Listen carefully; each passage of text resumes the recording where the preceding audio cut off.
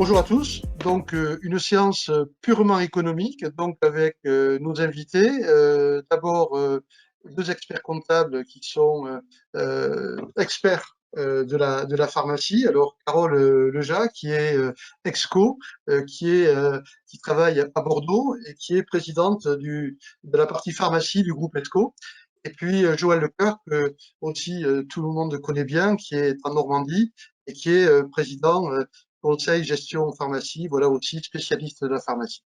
Et puis, Aïkouvia, Pharmastat, comme ça, pour certains, ça permet de se repérer.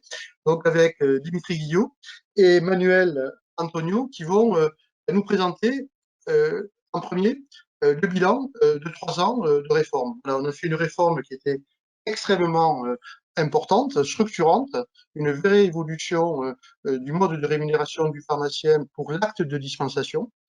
Et donc, bien évidemment, il faut savoir ce que ça a donné sur ces 3 ans de modifications progressives, sachant que cette réforme, bien sûr, ne s'arrête pas en 2020, et qu'en 2021, on bénéficie également de cette réforme.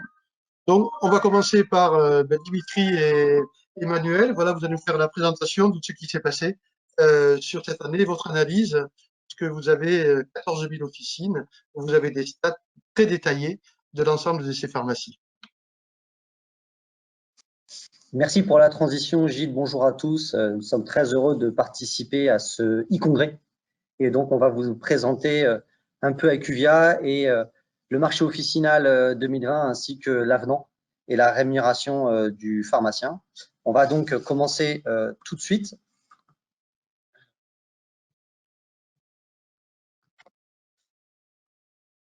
Donc, Aïkouvia, on est sur 3 propositions de valeur. On offre déjà une offre de soins très efficace. On prouve la valeur du médicament à travers nos nombreux partenariats avec les laboratoires éthiques. Bien sûr, on travaille aussi avec les laboratoires du CH et notre valeur première est d'innover en santé pour avancer dans l'industrie pharmaceutique. On va faire un focus un peu sur le panel Pharmastat, qui a une vision unique de l'univers de la santé sur le circuit officinal français.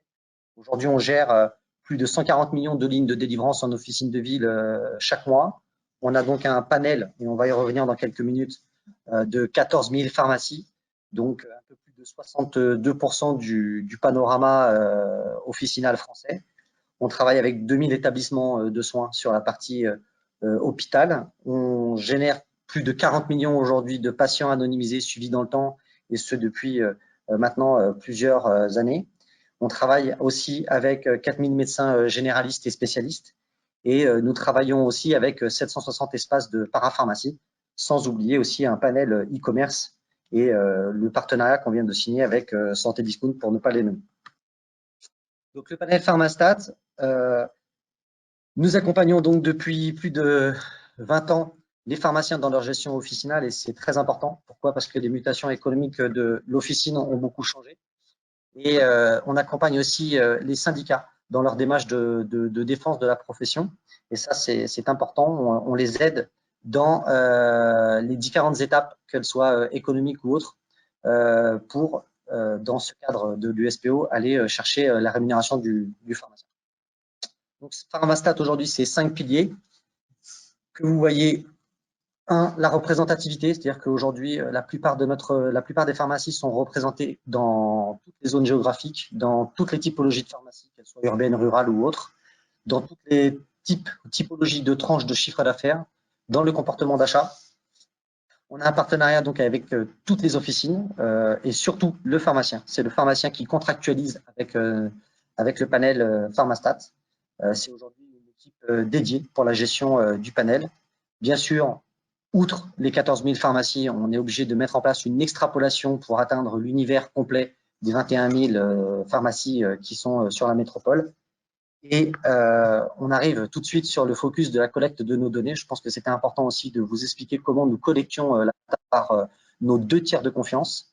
Donc, on travaille bien entendu avec des logiciels de gestion officinaux qui ensuite envoient la data à notre premier tiers de confiance, qui anonymise des données sensibles patients et médecins, et ensuite elle arrive à un 2e tiers de confiance qui retourne donc chez Aïkouvia et qui fait des quality checks.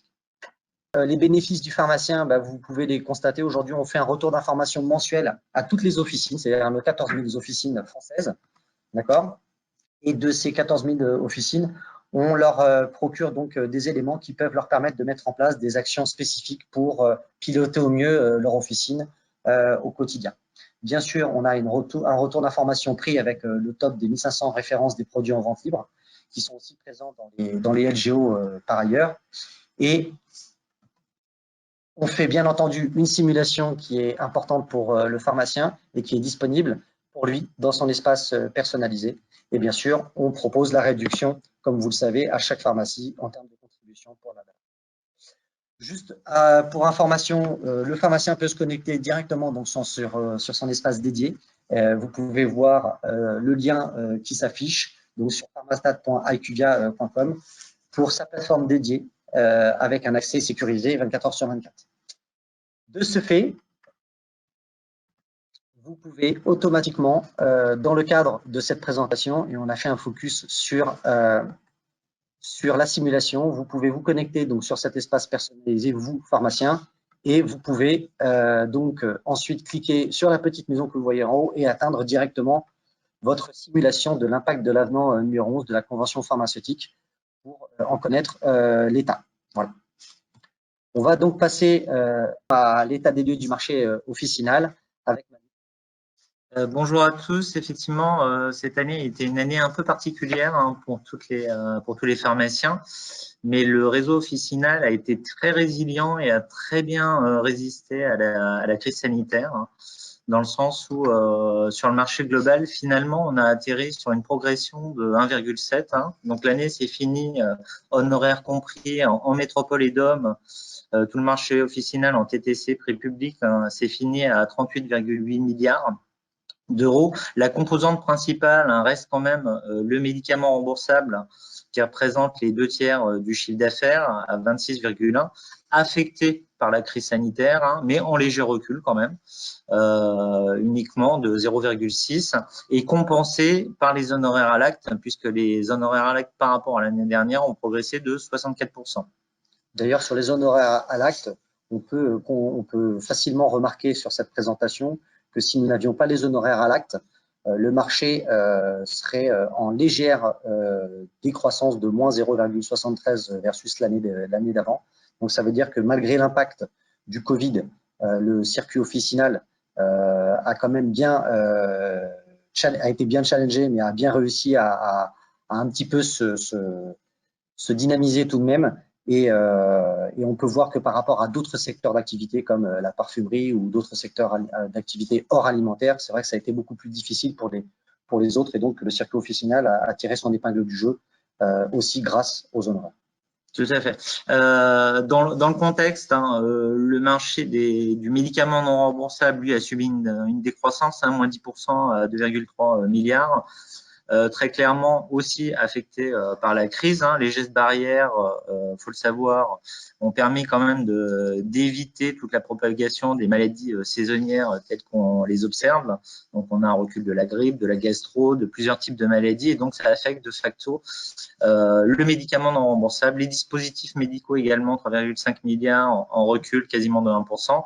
Et il n'y a que le ORAMM qui lui a une progression très forte sous la dynamique, bien entendu, du gel hydroalcoolique. Tous les pharmaciens sont au courant des performances exceptionnelles du gel hydroalcoolique dans les circuits officinales, des thermomètres ou d'autres éléments tels les vitamines ou compléments alimentaires qui ont eu des fortes progressions.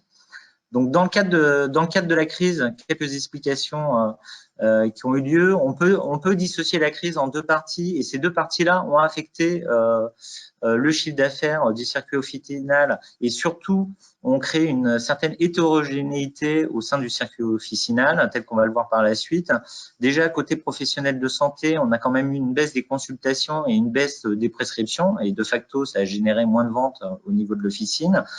Chez le médecin généraliste ou chez les spécialistes, on est sur des baisses comprises entre moins 16 et 18% à la fin de l'année en consultation, ce qui équivaut en termes de prescription à moins 23% de baisse chez le médecin généraliste et moins 18% chez le spécialiste, donc un peu moins de prescription. On a eu aussi, juste pour rappel, dans les hôpitaux un décalage des opérations, des hospitalisations pendant cette année, hein, donc ce qui génère aussi moins d'ordonnances de sortie. On a, très important, avec cette baisse d'activité, on a détecté moins de nouveaux patients dans les pathologies chroniques et en fonction des pathologies, on est quand même sur des baisses de -7 à -20. C'est-à-dire que le nouveau patient qui devrait être en renouvellement à l'heure actuelle n'a pas été détecté et il sera en cours d'année 2021. Donc tout ça crée des retards également au niveau du circuit officinal et comme je le disais, on a une baisse côté pathologie saisonnière principalement due aux mesures barrières. En compensation, il y a une multiplication de la téléconsultation, mais consultation qui est multipliée par 4, oui, auprès de professionnels de santé, mais qui n'a pas permis de compenser la détection des nouveaux cas. Côté patient, on a des patients qui, eux, ont modifié leur mode d'achat, hein, puisqu'ils se sont tournés vers ont redécouvert, on va dire, le commerce de proximité et se sont retournés se sont détournés plutôt des méga pharmacies qui sont plutôt dans des zones à forte fréquentation. Hein. Donc, on a vu des trafics officinaux dans des très grandes pharmacies ou des zones de fort passage chuter fortement. En moyenne nationale, on est plutôt sur un -5 en baisse de trafic. Sur le côté parapharmacie qu'on retrouve dans le circuit officinal, ils se sont orientés sur la partie au commerce. Donc, on a des sites qui ont eu des progressions à 2 chiffres, mais en moyenne sur l'année, ça a fait une explosion des ventes de plus de 30%. Sans oublier le fait des déplacements que ça a généré, hein, faut pas l'oublier. Le confinement et les différentes vagues de confinement ont suscité des mouvements de population et on a eu pas de désertification, mais globalement, on a eu une population qui s'est déplacée plutôt dans des villes de taille moyenne, voire petite, voire qui ont regagné leur résidence secondaire pour pouvoir être confinés, ce qui a profité finalement à ces zones plutôt rurales, comme on va le voir par la suite. Hein, en fin de compte, dans le circuit officinal, on a généré des distorsions assez importantes. Tous ces comportements-là ont généré des distorsions importantes. Hein. Sur votre graphe de gauche, vous avez la position des pharmacies en fonction de chiffre d'affaires. Donc, les D1, c'est les plus grosses pharmacies. Les D5, c'est les moins grosses. Et dès que vous êtes dans le rouge, globalement, c'est que vous êtes en décroissance par rapport au marché.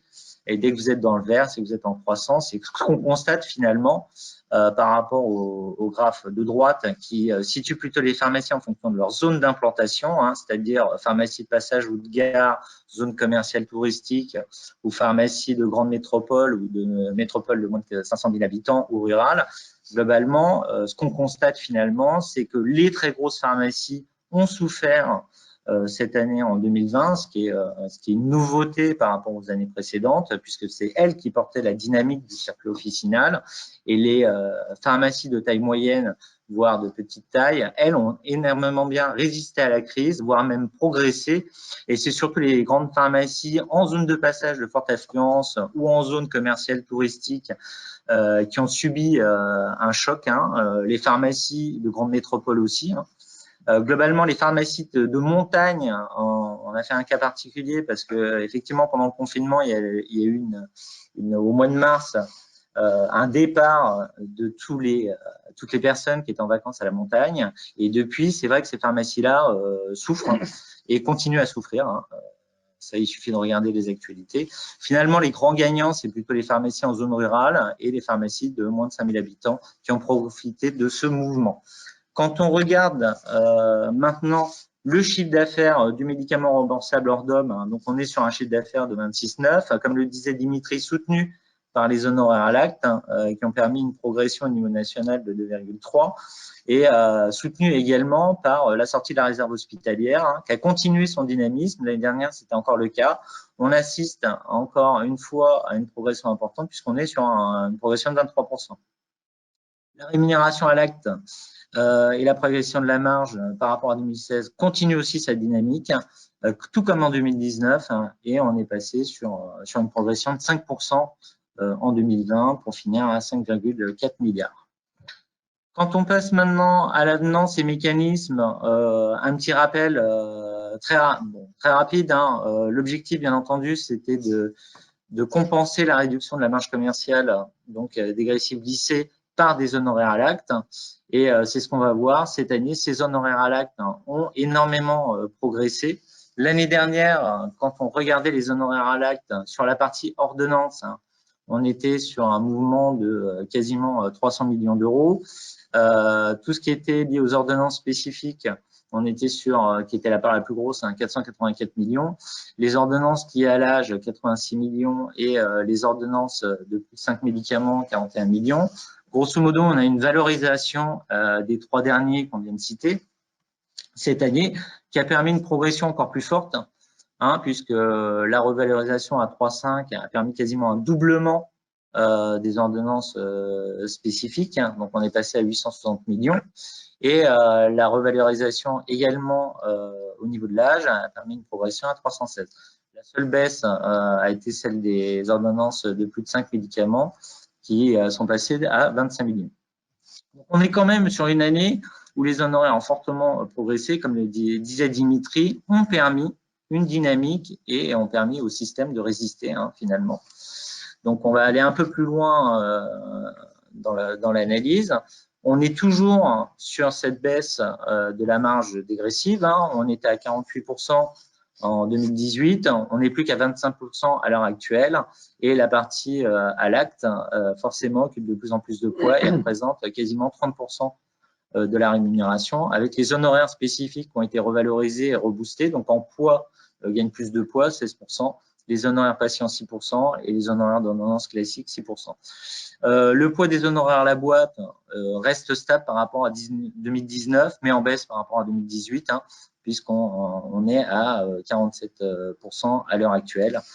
Globalement, ce qu'il faut retenir, c'est qu'effectivement, on a 28% de la rémunération qui a été protégée, et d'autant plus que cette année, si on prend stricto sensus les ventes de médicaments, effectivement, on est en baisse nette par rapport à l'année dernière. Donc, si on regarde maintenant le bilan des 3 dernières années de la réforme, un bilan plus que positif. L'année dernière, on l'avait dit, on était sur 326 millions d'euros d'économie, de rémunération protégée en tout cas. L'année précédente, en 2018, on était à 100 et cette année, on est passé à 509. On est quasiment pas loin du doublement, une progression très très nette. Ce qui fait qu'au total, depuis 2017, on est à 938 millions d'euros de rémunération préservée dans le cadre de l'avenant 11, ce qui est une très bonne chose pour le réseau officinal. Et donc, cette année, l'année prochaine, de toute façon, on sera dans une dynamique similaire par rapport à cette année, en espérant que les ventes soient bien meilleures que cette année, ce qui permettra d'augmenter sensiblement l'information. Oui, Dimitri, tu voulais… On a juste remarqué aussi qu'on a eu un petit changement sur la marge dégressive lycée, et on vous a mis ces changements en haut de ce slide avec une baisse de la marge sur la deuxième tranche, et puis l'arrivée des honoraires et une augmentation du seuil du PFHT, pardon, sur la dernière tranche, et on est passé donc sur les produits chers de 1 500 à 1 930 euros. Je pense que c'était important de pouvoir le rajouter. Et donc, on arrive à une chose qui est assez intéressante, en revanche, pour la profession et pour le pharmacien, c'est qu'on arrive donc à 938 millions de rémunération préservée depuis 2017, ce qui est très intéressant et ce qui prouve que le métier du pharmacien est important et qu'il faut l'accompagner dans le circuit officinal français. Tout à fait, avec les décisions qui ont été prises de rémunérer à l'acte plutôt que sur le médicament, effectivement, engendre un bouleversement de la profession officinale, mais également permettent de protéger la profession et de mettre le pharmacien au centre du système de santé. Donc, si on continue et qu'on regarde un peu l'impact de l'avenant en fonction des profils de pharmacie, on a vu qu'en chiffre d'affaires, bon, c'était relativement hétérogène. Par contre, en termes de profil, cet avenant a permis de protéger la rémunération et a permis de protéger 10% à peu près, en fonction des profils, on tourne entre 9 et 11%. En moyenne, sur le panel, on a une rémunération moyenne par officine protégée qui a été de 41 000 euros. Et dans le panel, les 14 000, ce qui est représentatif de l'ensemble du circuit officinal, on est quand même sur 99,9% des pharmacies qui ont été gagnantes, ce qui veut dire que cet avenant finalement protège la quasi-totalité des officines, ce qui est une bonne chose et laisse quasiment personne de côté. Et je dirais même que les pharmacies qui seraient ou qui seront mis de côté, entre parenthèses, seront rattrapées bien entendu par par la CNAM, c'est l'engagement qui avait été pris. Ça avait été déjà le cas l'année dernière. Je pense qu'il fallait aussi pouvoir le rajouter. Il fallait aussi rajouter une petite chose, c'est qu'effectivement, tous ces actes ont été bénéfiques. Hein, on l'a bien vu tout au long de cette présentation. On a bien vu aussi que la vaccination de la grippe a beaucoup aidé, que les tests antigéniques ont beaucoup aidé, que ces data en open data qu'on a mis à disposition ont été bénéfiques et ont permis aux pharmaciens justement de voir un petit peu comment ça se passait, mais pas que aux pharmaciens. Et on n'est pas non plus sans reste de voir comment ça va se passer avec la vaccination contre la Covid-19 qui va débuter bientôt. Voilà, dès que le vaccin, en tout cas celui qui sera en officine sera disponible, forcément le pharmacien sera un acteur, la pierre angulaire en fin de compte du système vaccinal, surtout si on veut vacciner l'ensemble de la population. Ça sera difficile de se passer, en tout cas, du pharmacien, et il sera forcément très présent et très actif à ce niveau-là. En tout cas, nous l'espérons, hein, si on veut tous être couverts et protégés, et enfin sortir de cette année un peu bizarroïde que nous avons tous vécue. On suivra cela de près, bien entendu, avec nos data et les data EQA. Merci beaucoup, en tout cas, pour votre écoute, et puis on reste à votre entière disposition. Merci, merci Dimitri, merci Manuel. Donc les choses, est-ce que vous pouvez couper votre micro? Voilà, merci. Bon, les choses sont très claires, hein, et c'est vrai que cette réforme, elle était pas facile à organiser, et heureusement qu'on avait les données Pharmastat. Quand on met 3,50 € sur tel type d'honoraire, 1,50 € sur tel autre, qu'on laisse à 50 centimes ou qu'on baisse les honoraires pour médicaments complexes, l'objectif c'était de faire ce que vous présentez dans ce dernier slide, que personne, aucune typologie de pharmacie ne soit impactée de façon négative et d'autres de façon trop positive, c'est-à-dire ne pas jouer les vases communicants entre pharmaciens. C'est parce qu'on avait des outils de Pharmastat qui étaient à la disposition des deux syndicats qu'on a pu faire ces simulations, confronter les chiffres avec l'assurance maladie pour trouver un système équilibré pour tous les pharmaciens et réussir la réforme. Donc de l'argent en plus, bon, il y en a plus que ce qui était prévu. C'est pour ça qu'il a fallu renégocier l'honoraire pour médicaments complexes, qui n'est pas un honoraire qui a beaucoup d'avenir. Cet honoraire est amené, à cause du bon usage, plutôt à baisser.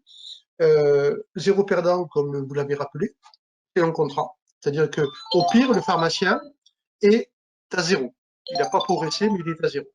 Donc ça, je dirais, c'était un engagement. L'USPO n'aurait pas signé si on n'avait pas eu cette clause. Voilà, c'était dur, mais on l'a obtenu. Et puis, dans votre présentation sur les 934 millions, il n'y a pas les tests antigéniques. Hein, c'était sans les tests antigéniques. Les tests antigéniques viennent en plus, et on voit bien que la croissance, on va la chercher sur ces nouvelles missions, que ce soit la vaccination, la prévention, le dépistage, et c'est là où il y a des facteurs de croissance importants, et on en parlera de suite avec nos deux experts comptables, et avoir bien compris, c'était pas facile à faire, hein, parce que quand on passe d'une marge à 21, 23, qu'on explique aux pharmaciens que la marge va tomber à 7%, en général, ça crée plutôt une réaction qui n'est pas forcément positive. Parce qu'ils se disent, oui, mais est-ce que les honoraires que vous avez prévus vont vraiment compenser, y compris pour ma pharmacie? Ben oui, on a fait ça, parce que quand on passe une marge de 21,7%, eh bien, on se protège des baisses de prix. Ce qui est en train de se passer aujourd'hui, c'est-à-dire l'impact des PLFSS avec des baisses de prix, eh bien, ont moins d'impact sur l'officine, et on sait que les prix des médicaments vont continuer à baisser, et donc on sera protégé parce que nos honoraires, nos actes de dispensation ne sont pas exposés aux baisses de prix. En tout cas, merci pour cette présentation, Dimitri et Antoine. Voilà, Manuel, pardon, c'est très clair. Voilà, une réforme réussie et qui continue en 2021 pour permettre aux pharmaciens d'avoir été plutôt résistants pendant cette période difficile, qu'on n'avait pas prévu, qu'on a signé en 2018, un démarrage en 2018, résistants, ce qui nous a permis, pour ces pharmaciens, de les mobiliser pour les nouvelles missions. Si on avait été en crise économique, en restant sur l'ancien modèle de rémunération, nous aurions eu une profession en déshérence, incapable de se mobiliser pour lutter contre la Covid. Carole et Joël, donc tous les deux experts comptables spécialisés dans les pharmacies. Alors, quel est votre regard d'expert comptable? Lui, il a une vision globale de l'entreprise avec les bilans de l'activité 2019 et une partie de 2020. Alors, Carole et Joël, dites-nous quel est votre regard et qu'est-ce que vous voyez dans le réseau pharmaceutique parmi vos clients. Peut-être Carole en premier? Très bien, bonjour à tous. Je me présente, Carole Lejas. Je suis associée du cabinet Exco Valiance et je représente aujourd'hui le réseau Exco en tant que présidente de la commission pharmacie du réseau. Donc le réseau Exco, c'est un réseau de 23 cabinets d'expertise comptable indépendants sur toute la France. Et en ce qui me concerne, je pilote le cabinet Exco Valiance à Bordeaux. Donc, le réseau Exco a décidé depuis plusieurs années maintenant de développer un accompagnement spécifique au secteur d'activité de la pharmacie d'officine. Et cela se traduit notamment par le développement d'outils dédiés. L'objectif est de fournir un accompagnement de qualité et de proximité aux clients pharmaciens de façon à leur permettre d'optimiser la gestion de leur officine. Pour revenir au sujet qui nous réunit et au bilan économique de l'avenant 11, depuis que la convention nationale a été signée entre les pharmaciens titulaires d'officine et l'Union nationale des caisses d'assurance maladie en 2012 à l'époque, il y a eu plusieurs avenants qui sont venus modifier, compléter la rémunération des pharmaciens. En 2015, l'avenant 5 était venu instaurer un honoraire et ses modalités de mise en œuvre. Il s'était déployé sur 2 années, 2015 et 2016, et avait institué un honoraire de dispensation et un honoraire complexe. L'avenant 11, quant à lui, qui a été signé en 2017, est une réforme majeure des modalités de rémunération du pharmacien. Alors, lorsqu'il a été signé, nos clients pharmaciens nous ont beaucoup interrogés sur les incidences économiques de cet avenant et en particulier sur son impact sur leur marge commerciale. En effet, leurs interrogations et leurs inquiétudes provenaient du mode de financement de l'honoraire. Les honoraires sont financés par un transfert vers la convention nationale d'une partie de la marge réglementée qui est perçue à l'occasion de la vente de médicaments remboursables. Donc, légitimement, toute l'inquiétude des pharmaciens, c'était de savoir, d'évaluer quel serait l'équilibre ou la compensation à trouver nécessairement entre, d'une part, la marge réglementée et, d'autre part, le volume des honoraires. Donc, cet avenant 11, il s'est déployé sur 3 années. 2018, 2019, 2020. Nous venons juste de clôturer la dernière année du déploiement de l'avenant. Rappelons que l'objectif de cet avenant, c'est effectivement de déconnecter la rémunération du pharmacien, d'une part, du prix des médicaments, qui sont, comme vous l'avez rappelé, continuellement à la baisse, mais également du volume des médicaments. Et il a également pour objectif de valoriser l'acte de dispensation. Donc cet avenant 11 qui a confirmé la volonté de réformer le mode de rémunération des pharmaciens à travers la mise en place des honoraires a aussi élargi le périmètre des rémunérations des pharmaciens avec en contrepartie d'engagements individualisés de santé publique, de réalisation de nouvelles missions. Donc, au terme de cette réforme, actuellement, nous avons une rémunération qui est composée d'une marge dégressive lissée qui se présente sous 5 tranches qui ont subi des modifications successives au cours des années 2019 et 2020.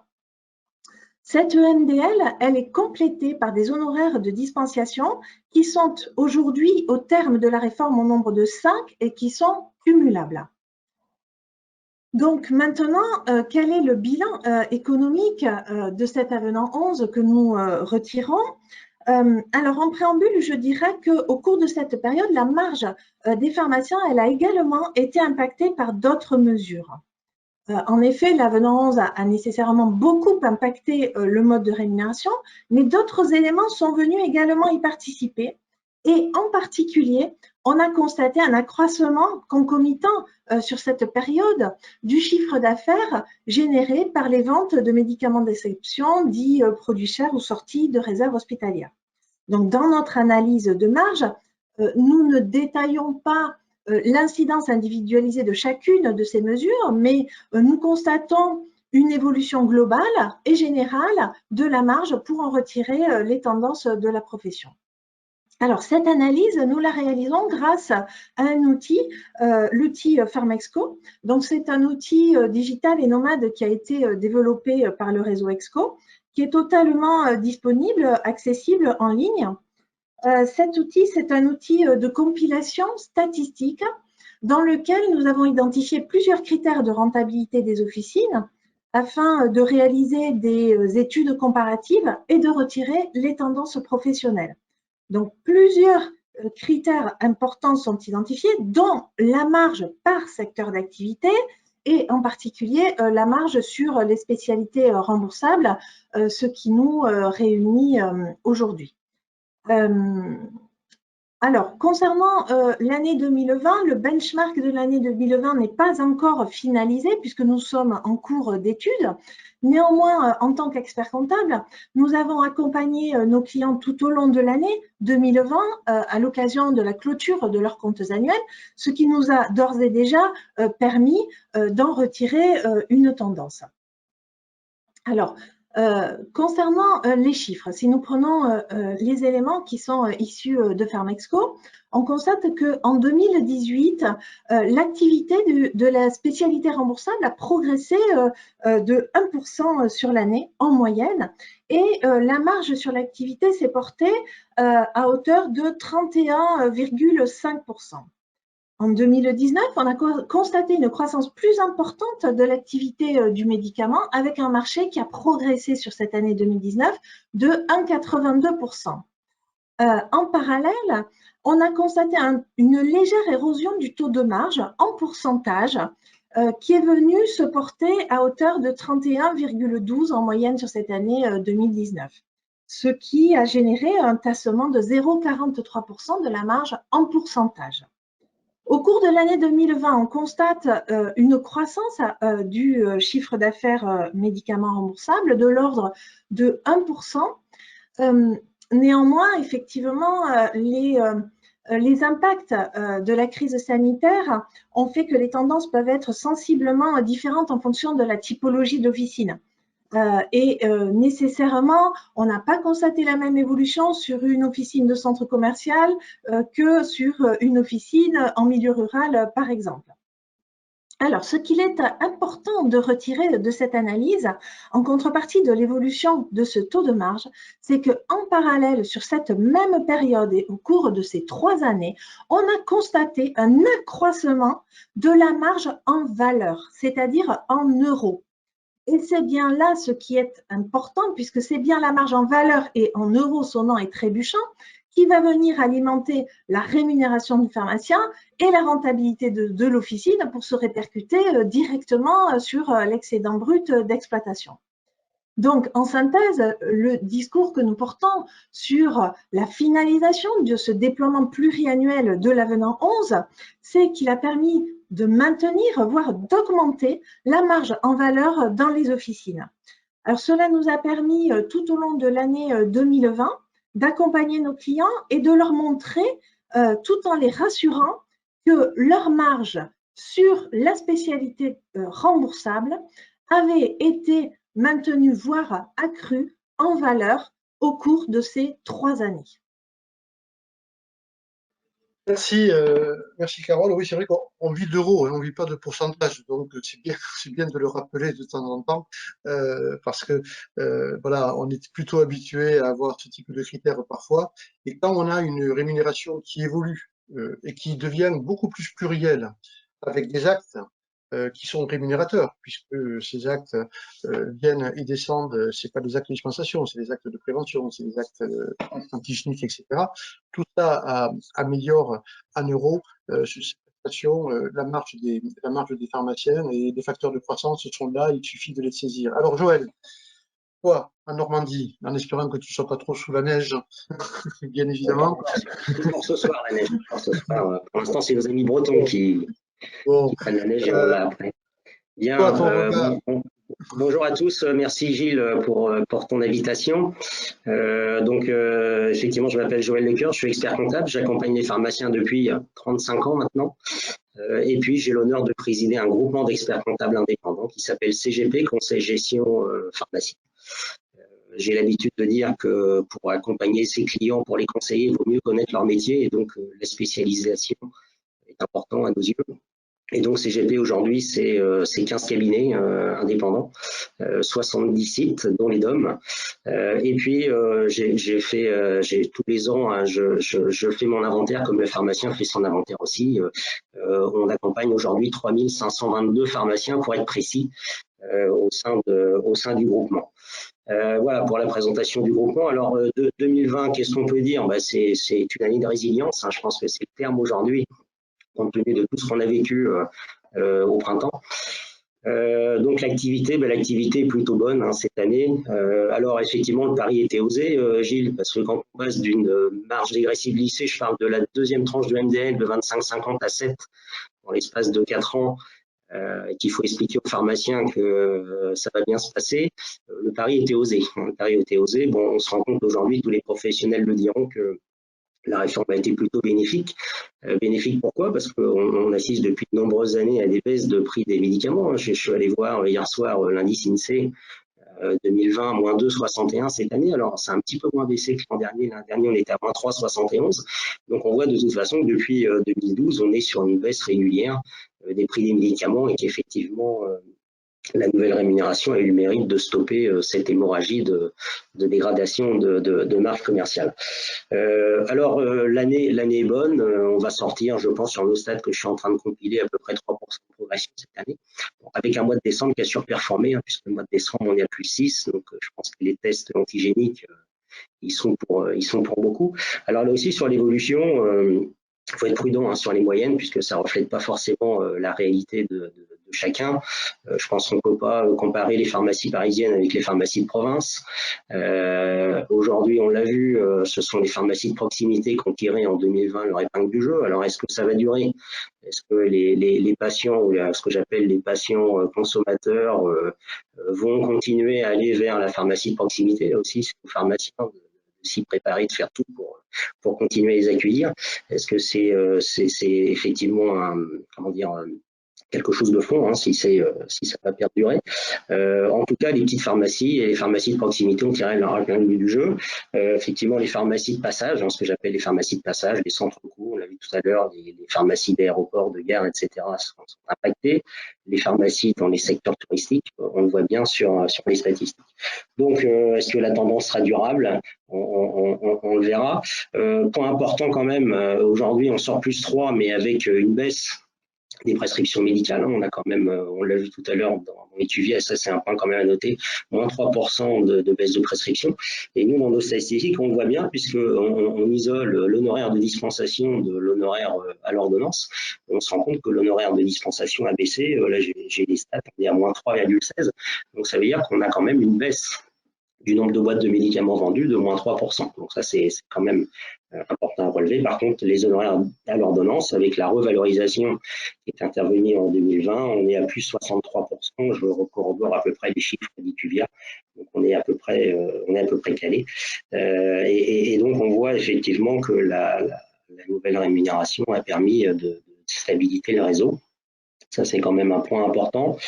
Alors, les médicaments chers, oui, les médicaments chers ont fortement progressé aussi cette année, hein, puisque d'après nos statistiques, on sort sur notre outil, on est à plus 13% pour les plus de 1 930 euros, plus 5% pour la tranche intermédiaire. Donc, on voit effectivement une progression significative des médicaments chers, et qu'aujourd'hui, effectivement, ces médicaments chers ont un impact sur la marge en pourcentage. on voit effectivement un tasse-temps en pourcentage, mais comme le disait justement Carole, on vit avec les euros, on ne vit pas avec les pourcentages. Et on voit que depuis plusieurs années, la marge en euros progresse. Et ça, c'est quand même une bonne chose, puisque ça veut dire que le pouvoir du pharmacien augmente. Un petit scoop, cette année, on devrait sortir à peu près, sur notre pharmacie moyenne, à peu près 12 000 euros de marge brute supplémentaire en euros pour 2020, d'après les statistiques. Donc ça, c'est plutôt, on peut dire que la réforme, oui, elle est plutôt favorable, et je pense que tous les acteurs peuvent le dire aujourd'hui, que la réforme est plutôt favorable. Et donc l'évolution de cette année, moi je l'impacte à 3 niveaux. Hein. Il y a effectivement l'impact Covid, hein, qui a quand même s'il y a eu la baisse du printemps, on a quand même été, enfin la pharmacie a été l'un des seuls acteurs de santé restés ouverts. On se rappelle mars, avril, mai, même s'il y a eu effectivement une baisse d'activité, ça s'est relativement recoupé. Donc je pense qu'un tiers de la marge est lié aussi au développement de toute cette activité, les gels, les masques, etc., les tests antigéniques. Un tiers par rapport à l'augmentation des médicaments chers, parce que ça aussi, c'est de la marge additionnelle. Hein. Je pense que les produits qui sortent de la réserve hospitalière, certains clients me disent bah non, les médicaments chers, on ne gagne rien et autres, mais c'est de la marge additionnelle. Hein. Je veux dire, quand on se fait 92 € pour la délivrance d'une seule boîte, je pense que c'est bon à prendre. Hein. Je pense qu'il faut aller la chercher. Et puis, je pense que la rémunération, effectivement, apporte à peu près un tiers de marge supplémentaire à la nouvelle rémunération. Encore une fois, on est quand même en déflation sur le prix des médicaments. On est en baisse effectivement de prescription médicale, et malgré ça, on a une marge effectivement qui progresse en euros. Donc, je pense que là, la réforme est plutôt favorable. Donc voilà ce qu'on pouvait dire sur l'activité 2020. Alors 2021, je dis l'année de tous les dangers. Pourquoi ? Parce que c'est l'année 1 de la réforme 2021. Parce que tout ce qui s'est mis en place entre 2017 et 2020, on arrive au terme, parce qu'il y a eu un effet booster au niveau des honoraires sur l'année 2020. Donc là, je te plaisante un petit peu, Gilles, 2021, c'est l'année 1 de la réforme. On verra sur 2021 comment se comportent effectivement les éléments, puisque là, on va être sur des niveaux un petit peu stabilisé sur le modèle de rémunération, puisqu'en 2021, on aura la même rémunération que 2020, sauf s'il y a de nouveaux avenants qui arrivent, mais je dis que l'année 2021, c'est l'année de tous les dangers, donc je pense que dans un an, on verra si la réforme maintient son cap. Voilà ce que je pouvais dire sur les impacts de l'avenant 11 au niveau de la macroéconomie à l'analyse de nos bilans, de nos clients pharmaciens. Voilà, Gilles. Merci, c'est très clair. Hein. C'est-à-dire que bon, voilà, d'abord les chiffres sont convergents entre les deux cabinets, les deux groupes comptables. Ça, on n'en attendait pas moins. Mais je crois que ce que vous avez dit tous les deux, c'est qu'on voit bien que quand on se concentre sur la partie qui est le fond du métier de pharmacien, pas des activités qui sont, je dirais, connexes. Eh bien, on est sûr d'avoir un résultat durable. C'est pour ça que pour moi, l'année 2021, Joël, on a préparé justement des baisses de prix, on a préparé des baisses de volume, et on aura certainement, par rapport à ce que ont montré Dimitri et Emmanuel, que toutes les baisses d'activité de tous les chirurgiens, de tous les retards à la consultation, etc., tout ça va reprendre dès qu'on sera sorti de la crise. Et donc, il y aura certainement une progression dans l'activité classique, et on ne sera peut-être pas négatif sur les activités, sur le nombre d'ordonnances, les sorties hospitalières, etc., alors que là, elles se sont vraiment tassées en 2020 et on a résisté. Donc, si elles ne se tassent pas, je pense qu'on a une architecture du mode de rémunération qui permet d'être beaucoup plus solide pour l'avenir, avec la diversification sur le métier de pharmacien, qui est la prévention, le dépistage, l'accompagnement du patient, pour des choses dures. Et les autres activités, on voit qu'elles sont soumises à des aléas. La parapharmacie, on voit que ça a été soumis à des aléas. Le reste, c'est beaucoup plus solide. La parapharmacie vient en plus, c'est à mieux, et on ne peut pas miser que sur la parapharmacie. Sinon, on prend énormément de risques. Donc moi, je suis plutôt rassuré, parce que cette réforme, elle prépare l'avenir, et on voit bien qu'elle a résisté au moment où il fallait résister sur quelque chose qui n'avait pas été prévu. Donc ça, c'est plutôt bon signe. Ça veut dire que le bateau, pendant la tempête, il résiste. Et que le mode de rémunération, en plus, vous l'avez dit, c'est une énorme prise de risque pour un syndicat de signer ce type de modification aussi importante, donc condamné à le réussir, mais on n'a pas pris autant de risques que ça, parce que les simulations que nous avions fait avec IQVIA et Pharmastat et avec l'assurance maladie nous permettaient d'avoir une visibilité assez fine de ce qui voulait se passer, de ce qui devait se passer. Donc zéro perdant, répartis sur toutes les typologies de pharmacie. C'était un engagement qui était très compliqué. On a fait des heures et des heures de simulation et heureusement qu'on a l'outil Pharmastat. Je veux dire également par rapport à IQVIA, c'est que les 14 000 pharmacies qui envoient leurs statistiques peuvent avoir une simulation de l'impact de la réforme pour leur pharmacie sur leur activité réelle. Là, on a fait des simulations, pas des simulations, des résultats macro. Et chaque pharmacien, s'il va sur le portail de Pharmastat, peut avoir, avec la petite maison et le petit bouton rose, la simulation qui permet de dire, moi, ma pharmacie, voilà combien j'ai gagné. 14 000, 20 000, 30 000 euros sur les 3 ans, 41 000 euros sur les 3 ans de marge supplémentaire par rapport au modèle économique de 2017 qui était belle. Et on voit bien qu'on est un petit peu plus solide parce que les déremboursements de l'homéopathie, par exemple avec le 1 euro à la boîte, ben le 1 euro à la boîte, on voit qu'il coûte cher. Parce que le tube dose avec déremboursé, eh bien, ça veut dire un plongeon sur l'honoraire à la boîte. C'est ça qui va coûter cher sur ce type de déremboursement, et également sur les ordonnances de 5 000 plus, parce que l'homéopathie y contribuait à hauteur de presque 10% sur l'augmentation de ce type d'ordonnance où il y avait 5 lignes de médicaments. Donc on voit bien qu'il faut miser sur les parties qui sont solides. L'âge du patient, on a des personnes de plus en plus âgées, l'honoraire à l'ordonnance, les médicaments spécifiques, avec justement les médicaments de la sortie hospitalière qui rentrent dans ce cadre d'honoraire de médicaments spécifiques, c'est là où il faut regarder ce qui est en croissance pour préparer l'avenir. En tout cas, moi je voulais vous remercier tous les quatre de votre présentation, de la parole libre des uns et des autres, de présenter les chiffres comme l'a fait IQVIA, votre vision d'expert comptable. Et moi, je voudrais donner 2 conseils aux pharmaciens. Le premier, si vous n'êtes pas, vous n'envoyez pas vos stats à IQVIA, qu'est-ce que vous attendez pour le faire? Parce que vous aurez un pilotage de votre entreprise et ça nous aidera parce que plus on est nombreux avec les données, plus on a une finesse, même si à 14 000, on a la finesse des stats. Mais voilà, quand on est dans une période de mouvement, c'est bien de pouvoir consolider et de faire des propositions à la CNAM qui soient parfaitement maîtrisées. Et puis, approchez-vous de votre expert comptable. C'est votre spécialiste. Il vous aide dans des périodes de mutation. Est-ce que j'investis? Est-ce que j'investis pas? Quelle est ma lisibilité sur mon entreprise? Est-ce que si j'investis dans ce facteur de croissance, parce que je vais faire plus de prévention, plus de vaccination, etc., est-ce qu'il vaut mieux que j'investisse dans une salle supplémentaire pour faire les vaccinations, les tests antigéniques, ou est-ce que je mets une 5e colonne pour mes shampoings? Je pense que c'est aussi le travail des experts comptables de vous dire, mais regardez, les copains qui ont fait ça, à la sortie, les facteurs de croissance sont au rendez-vous et ça vaut peut-être le coup, quoi. Donc, quand on a la chance d'avoir des professionnels au service des pharmaciens, il ne faut pas hésiter à les solliciter. En tout cas, nous, c'est ce qu'on a fait pour cette présentation. Je voulais vous remercier à la fois Carole et Joël. Merci Dimitri et Emmanuel pour ces présentations.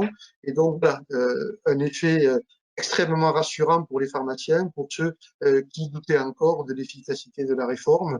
Là, au moins, les chiffres sont très clairs et les résultats des bilans comptables sont aussi très, très clairs. Donc, merci beaucoup à tous les 4 et bon courage. À très bientôt. Merci Gilles, à bientôt.